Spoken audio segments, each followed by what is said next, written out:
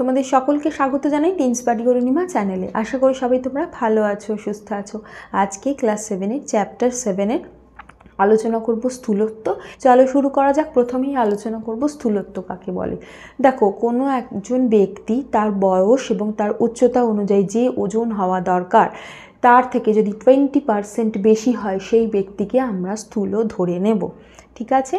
এবার এই যখন কোনো ব্যক্তিকে আমরা স্থূল দেখছি, তার মানে কি, তার শরীরে যে ক্যালোরির চাহিদা, সেই ক্যালোরির চাহিদার থেকেও তিনি খাদ্য বেশি পরিমাণে গ্রহণ করেন, যার জন্য অতিরিক্ত যে ক্যালোরি সেটা ফ্যাটের পরিবর্তিত হয়ে যাচ্ছে এবং শরীরে জমা হতে থাকছে।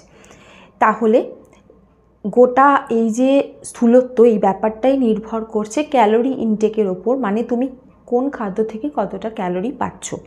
ঠিক আছে।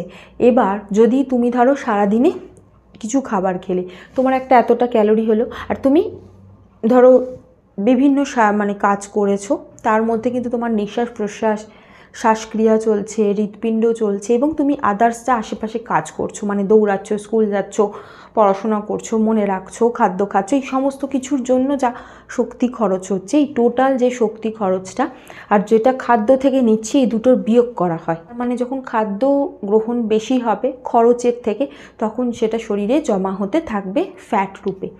আচ্ছা, এখানে বলে দিই তাহলে কোন কোন জাতীয় খাদ্য খেলে আমাদের শরীরে স্থূলত্ব হওয়ার সম্ভাবনা বাড়ে। যেমন চিনি বা মিষ্ট জাতীয়, কারণ এই সমস্ত খাদ্যতে ক্যালোরি অনেক বেশি। তাছাড়াও অতিরিক্ত তেল, অতিরিক্ত মানে চর্বি জাতীয় জিনিস, সেখান থেকে অনেকটা পরিমাণ ক্যালোরি আমাদের শরীরে প্রবেশ করে। অতিরিক্ত শর্করা যেটা, সেটা মানে অতিরিক্ত ভাত হচ্ছে বা রুটি, বা ধরো ভাত রুটি না খেয়ে অতিরিক্ত তুমি পাউরুটি খাচ্ছ, বা ধরো চাউমিন খাচ্ছ, পাস্তা খাচ্ছ, বার্গার খাচ্ছ, এগুলোর ভিতরে যে প্রধান যে কার্বোহাইড্রেট থাকছে সেটা কিন্তু তোমার ওজন বাড়াতে মানে অনেকটা বাড়িয়ে দেয়। তাহলে এই স্থূলত্বর কারণে প্রথম কারণ লিখব প্রয়োজনের তুলনায় অতিরিক্ত লিপিড ও অতিরিক্ত কার্বোহাইড্রেট গ্রহণ, ঠিক, শর্করা গ্রহণ। দ্বিতীয় হলো পরিশ্রম কম। তুমি যখন খাদ্য বেশি খাচ্ছ কিন্তু পরিশ্রম কম করছো, তখন অতিরিক্ত যে ক্যালোরি সেটা জমা হয়ে যাচ্ছে শরীরে। আর তৃতীয় হলো খাদ্য গ্রহণ বেশি, যখন অতিরিক্ত খাদ্য গ্রহণ করা হচ্ছে। তাহলে এইগুলো স্থূলত্বের কারণ। আর আসবো এই যে স্থূলত্ব, এর ফলে সমস্যা কী হতে পারে। অ্যাকচুয়ালি মানে সমস্ত রোগের যেটা শুরু হয় সেটা হলো তোমার এই স্থূলত্ব থেকে। উচ্চ রক্তচাপ হতে পারে, ডায়াবেটিস হতে পারে, হৃৎপিণ্ডের সমস্যা হতে পারে, অস্থিসন্ধির সমস্যা। অস্থিসন্ধির সমস্যাটা অনেকে বুঝতে পারে না, কারণ কি, যখন ওজন খুব বেড়ে যায়, আলটিমেটলি আমাদের যে পা, সেটাকেই তো আমাদের শরীরটাকে বহন করতে হয়। ফলে বিশেষ করে হাঁটুর ওপর বা গোড়ালির ওপর অত্যন্ত ওজন পড়ে, তার ফলে কিন্তু এই হাড়গুলো ক্ষয়ে যায়। তাই জন্যই বর্তমানে দেখবে নি রিপ্লেসমেন্ট বা এই জিনিসগুলো অনেকটা বেড়ে গেছে। তার কারণ হলো অতিরিক্ত ওজন।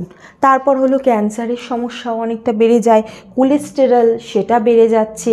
এই সমস্ত কিছুগুলোরই কিন্তু মানে স্থূলত্ব জন্য হচ্ছে। তাহলে কোন জাতীয় খাদ্য আমাদের স্থূলত্ব মানে ঘটায়, সেটা হলো যে কোনো মিষ্টি জাতীয় যে খাদ্য, যেমন ধরো বিভিন্ন সফট ড্রিঙ্কস যেগুলো হয়, কোল্ড ড্রিঙ্কস যেগুলো হয়, সেগুলো থেকে হতে পারে।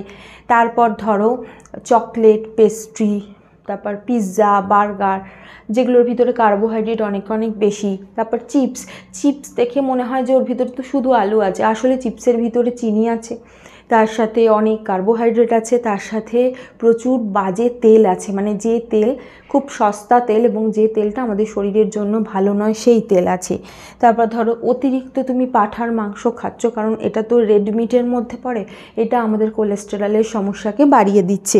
তারপর ধরো দোকান থেকে কেনা যে সমস্ত জিনিস, কচুরি, চপ, সিঙ্গারা, এই সমস্তগুলো, কারণ ওনারা মানে দোকানে যে তেল ব্যবহার করা হয় সেটা তো বারবার ব্যবহৃত হতে থাকে তেলটা, মানে তেলটা গরম হয় আবার ঠান্ডা হয়, গরম হয় ঠান্ডা হয়, এইভাবে তেলের যে মানে যে লং চেন যে ফ্যাটি অ্যাসিড সেগুলো নষ্ট হয়ে যায়। তার ফলে কিন্তু সেই তেলগুলো আমাদের জন্য অতিরিক্ত ক্ষতিকারক হয়ে যায়, যেটা খেলে কিন্তু কোলেস্টেরলের সমস্যা, উচ্চ রক্তচাপ, এগুলো প্রচণ্ড পরিমাণ হতে থাকে, হৃৎপিণ্ডের সমস্যাও হয়। সেই কারণে এই সমস্তগুলো খাদ্যগুলো যদি তোমরা বাদ দাও, তাহলে সেখান থেকে স্থূলত্ব কিন্তু কমে যাওয়ার অনেকটা সম্ভাবনা আছে।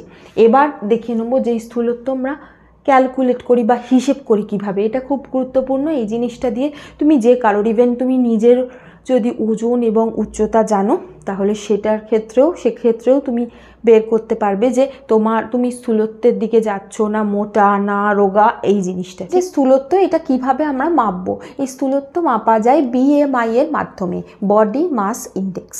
মানে এই ক্যালকুলেশনটা যে কেউ করতে পারে, খুব সোজা। শুধু দুটো জিনিস মনে রাখতে হবে, সেটা হলো যার মাপবো BMI সেটা দেখে নেবো তার ওজন কত, কেজিতে বার করব, আর তার হাইট কত সেটা মিটারে বার করব, ঠিক আছে? হাইট হবে মিটারে এবং ওয়েট হবে কেজিতে।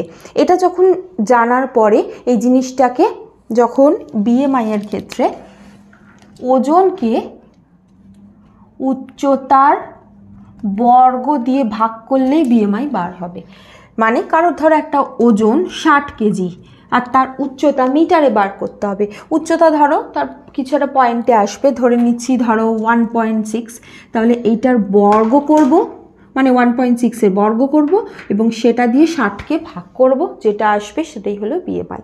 এবার BMI এর একটা স্কেল আছে, সেটা কি, যদি BMI এর ভ্যালু 18-র কম হয় তাহলে সে রোগা, 18.5 থেকে 25-এর মধ্যে হলে সে স্বাভাবিক, 25 থেকে 30-এর মধ্যে হলে বেশি ওজন, আর 30 থেকে 40-এর মধ্যে হলে সে হলো স্থূলত্ব।